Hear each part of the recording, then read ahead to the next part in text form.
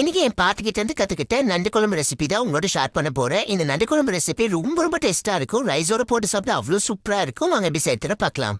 First அதுக்கு ஒரு paste அடிச்சுக்கலாம். அதுக்கு அரை மூடி தேங்காய் சேர்த்துக்கோங்க. ஒரு ஸ்பூன் மிளகு சேர்த்துக்கலாம்.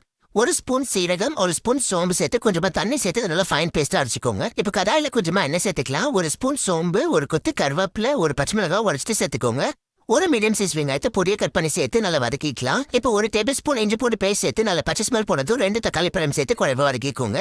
அரை ஸ்பூன் மஞ்சத்தூள், ஒரு ஸ்பூன் தனிமிளகாத்தூள், ஒரு ஸ்பூன் மல்லித்தூள், ஒரு ஸ்பூன் குழம்புத்தூள் இல்லைன்னா மல்லித்தூள் இன்னொரு ஸ்பூன் சேர்த்துக்கோங்க. அரை ஸ்பூன் போல கரம் மசாலா, தேவையான அளவுக்கு உப்பு சேர்த்து இது நல்லா வதக்கிக்கலாம். இப்போ ஒரு 1/4 கப் அளவுக்கு தண்ணி சேர்த்து தண்ணியை நல்லா கொதிக்க வச்சு எடுத்துக்கோங்க. இது கூடவே கிளீன் பண்ணி வச்சு 1 கிலோ நண்டு சேர்த்துக்கலாம். இப்போ ஒரு சின்ன நெல்லிக்காய் சைஸ் அளவுக்கு புளியே நான் கரைச்சி வச்சிருக்கேன். அதோட சேர்த்துக்கலாம். அரைச்சி வச்சு தேங்காய் பேஸ்ட் கூட கொஞ்சமா தண்ணி சேர்த்து இது நல்லா மிக்ஸ் பண்ணி விட்டுருங்க. நான் இன்னைக்கு கொஞ்சம் திக்கா வர அளவு தான் வச்சிருக்கேன். லாஸ்ட்டா கொஞ்சமா கொத்தமல்லி தழை போட்டு ஒரு 10 நிமிஷம் மூடி போட்டு வேக வைங்க. அவ்வளவுதான், நல்ல காரசாரமான நண்டு குழம்பு ரெடி. கண்டிப்பா ட்ரை பண்ணி பாருங்க. மறக்காம நம்ம சேனலை சப்ஸ்கிரைப் பண்ணிடுங்க.